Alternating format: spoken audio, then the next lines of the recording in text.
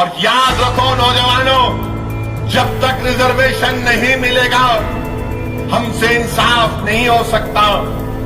जब मराठाओं को रिजर्वेशन मिल सकता है और उनका डेटा जो है हमारा डेटा उनसे खराब है, सोशली, एजुकेशनली, समाजी, इख्तिसादी और तालीमी तौर पर महाराष्ट्र के मुसलमानों का जो मौकफ है वो मराठाओं से कम है।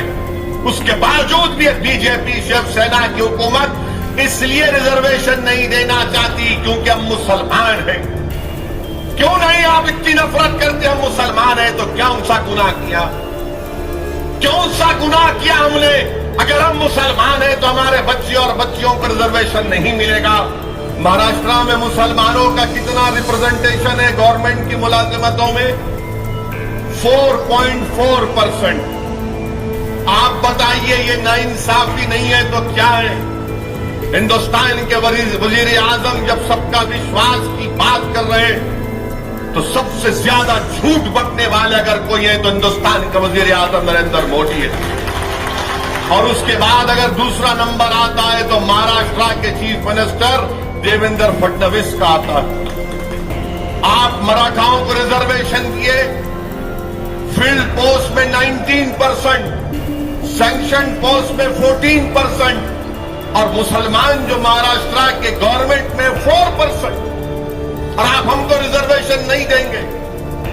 बताइए आप कौन से सबका विश्वास या विकास की बात कर रहे हैं?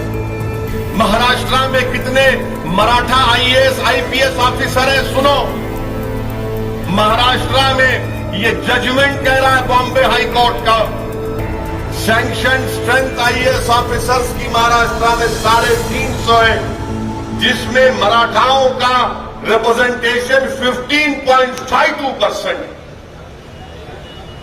आईपीएस ऑफिसर्स में 302 पोस्ट है, मराठाओं का 28% आईपीएस ऑफिसर है। और मुसलमानों के कितने आईएएस ऑफिसर हैं महाराष्ट्र में? 2। कितने आईपीएस ऑफिसर हैं मुसलमानों के महाराष्ट्र में? 4। और नरेंद्र मोदी बात करते हैं कि मुसलमानों का विश्वास हासिल करूंगा, मैं भेदभाव नहीं करूंगा। मेरे भाई, ये भेदभाव है, ये नाइंसाफी है।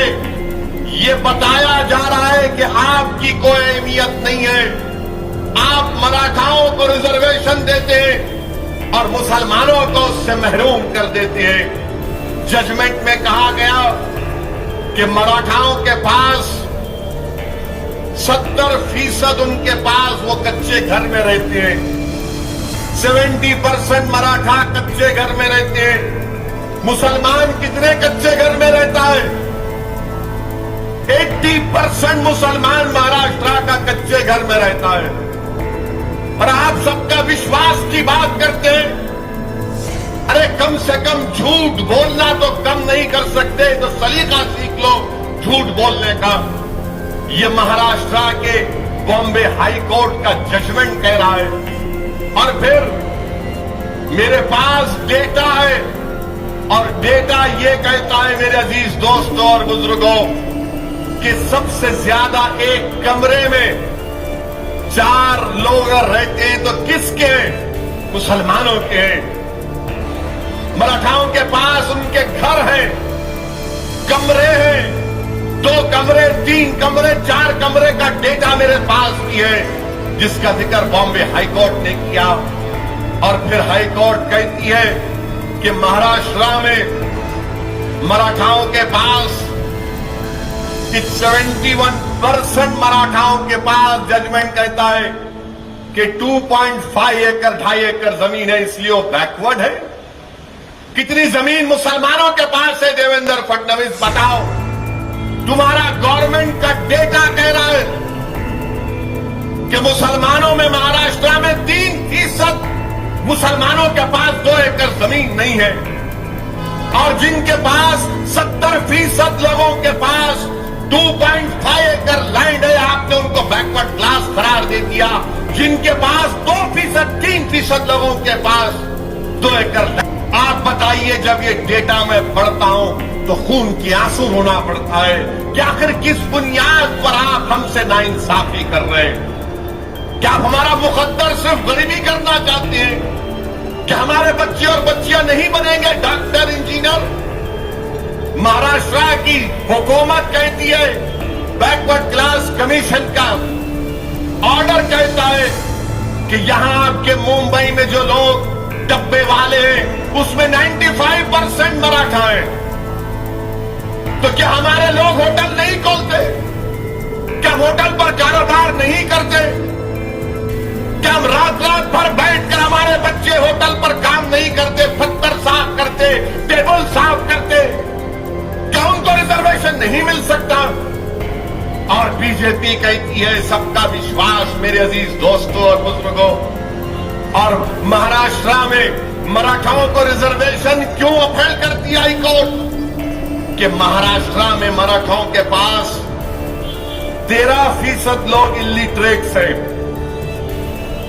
और हमारे पास मुसलमानों में महाराष्ट्र में 21% मुसलमान इलिटरेट्स हैं। बताओ नरेंद्र मोदी, ये आपका सबका विश्वास है? ये आपका इंसाफ है? हम तो मराठाओं को, मगर हमारा इलिटरेसी उनसे बढ़कर है। सिर्फ नाम हमारा मुसलमान है, इसलिए आप हमको रिजर्वेशन नहीं देना चाहते। प्राइमरी एजुकेशन में मराठा 35.3% और मुसलमान 17.3%। मेरे अजीज दोस्तों और बुजुर्गों, और फिर आप देखिए बिलो पॉवर्टी लाइन जजमेंट में महाराष्ट्र गवर्नमेंट अदालत को दी कि 37.38 मराठास बीपीएल है।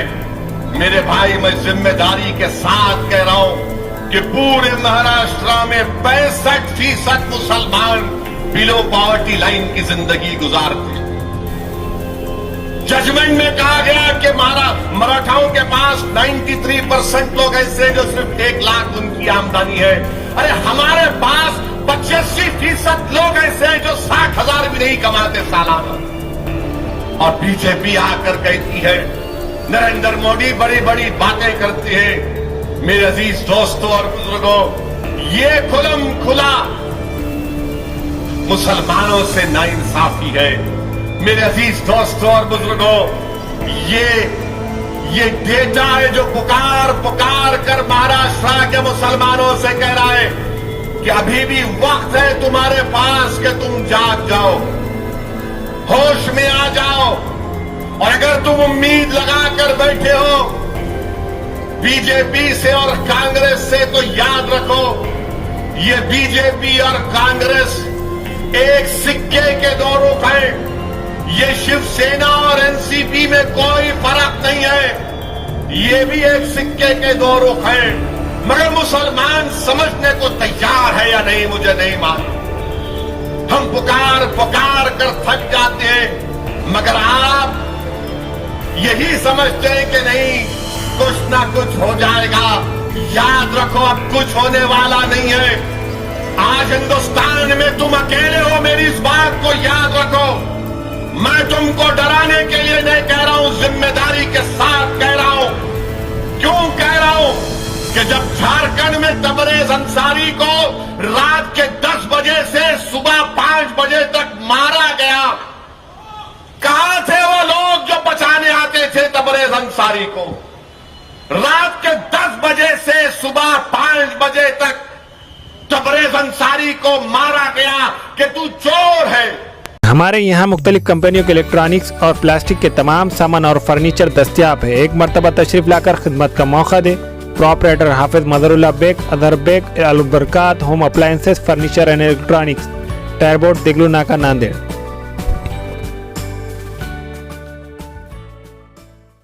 Nanded Urdu news YouTube channel को सब्सक्राइब जरूर करें और बेल आइकन को क्लिक करें। बेल आइकन को क्लिक करने से होगा ये कि आपको लेटेस्ट न्यूज अपडेट की नोटिफिकेशन मिलती रहती है।